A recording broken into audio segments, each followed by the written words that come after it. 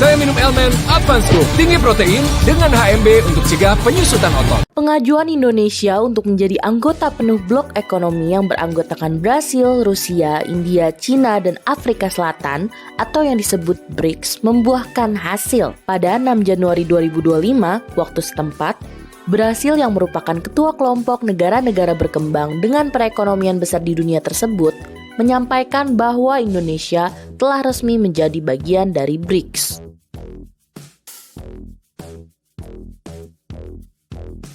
Sebelumnya, Indonesia di bawah pemerintahan Presiden Prabowo Subianto memang secara resmi menyatakan keinginan bergabung dalam aliansi ekonomi BRICS Plus.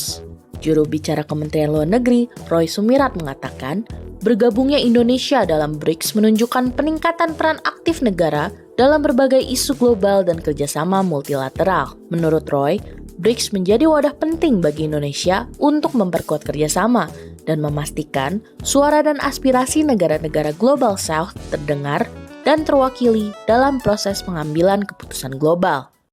Teman-teman media, sehubungan dengan informasi mengenai keanggotaan Indonesia di BRICS, dapat saya sampaikan beberapa update sebagai berikut. Pertama, pemerintah Indonesia menyambut baik pengumuman yang diberikan oleh pemerintah Brazil kemarin tanggal 6 Januari waktu Amerika Selatan mengenai keputusan bergabungnya Indonesia sebagai anggota penuh di BRICS. Hal ini tentunya terkait erat dengan keinginan negara-negara BRICS untuk segera menerima Indonesia yang selalu berkomitmen dan juga telah menunjukkan peran aktifnya dalam berbagai macam isu global dan juga penghargaan dan pengakuan dari negara-negara BRICS terhadap komitmen Indonesia untuk memperkuat kerjasama yang lebih inklusif dan berkeadilan.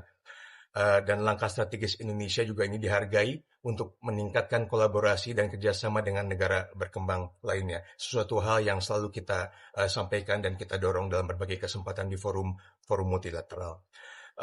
Sebagai negara dengan perekonomian yang tumbuh dan beragam, Indonesia juga tentunya berkomitmen untuk memberikan kontribusi dalam agenda-agenda yang dibahas oleh BRICS itu sendiri, termasuk diantaranya mendorong ketahanan ekonomi, kerjasama teknologi, dan juga kesehatan masyarakat.